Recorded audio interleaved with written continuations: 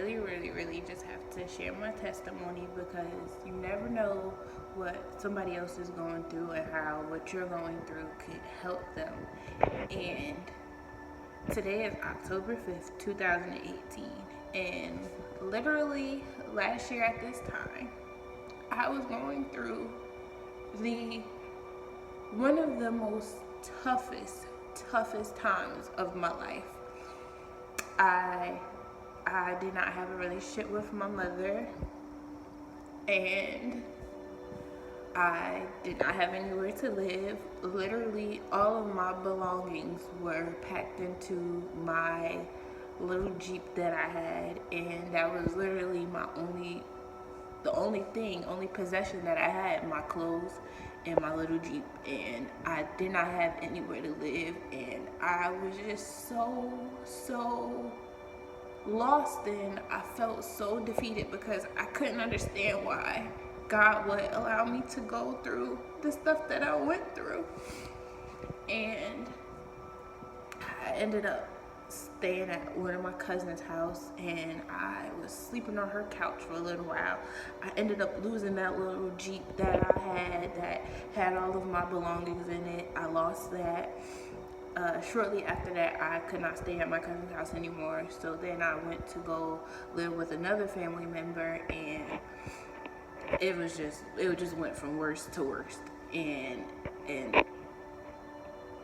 at this place, it was just like literally my rock bottom. I started losing so much weight. My face was like terrible, breaking out. I never wanted to be sober, and I never was sober. Like when I was at work, I couldn't wait to go home just so that I didn't have to be sober anymore, because I could not fathom why my reality was the way that it was.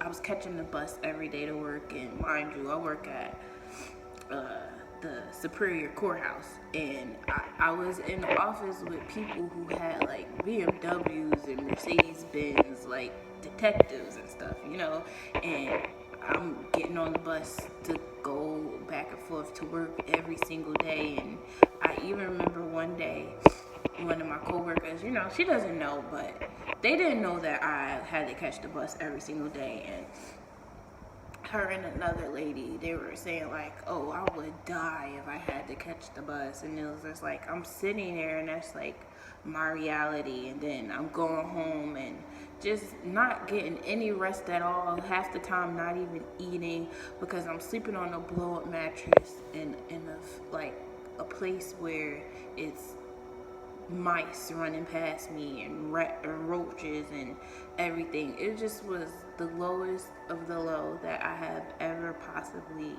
been in. And then I don't know, something in me was like, I cannot accept defeat anymore. I cannot be a victim because of what happened to me. And I decided that I wanted to be a victor, and I decided that I had to change my mind. And in order for me to get what I wanted, I really had to change my mindset and focus on what I wanted rather than where I was, and realize that my circumstances don't define me. They only define me if I let them. And I had to understand that my circumstances were what happened to me and not who I was. So I had to redefine who I was. And it started first with forgiveness. I had to forgive everybody that hurt me, because I was walking around with a big chip on my shoulder because of the things that I went through. And once I first started with forgiveness, I even forgave myself for allowing myself to be a victim for so long. And I would get on the bus every single day, and I'd be like, you know what? I'm one day closer to my car. I'm one day closer to my car. It's so important to speak into your own life. It's so important to renew your mind each and every day, because I'm telling you, most of the time, your mind is what gets in your way of achieving any of the goals that you want. and I told myself every day, and I remember I used to listen to Meek Mill's song, I Will Never Lose, I Will Never Lose. And I literally used to speak that over my life every single day. Even though my circumstances and everything that was happening in my life was telling me that I was going to lose, I had to tell myself that I was not going to lose. It's really all what you believe in your life. Your perception is your reality. So even though I was getting on the bus, I knew I was going to get a car. And then bam, I got a car.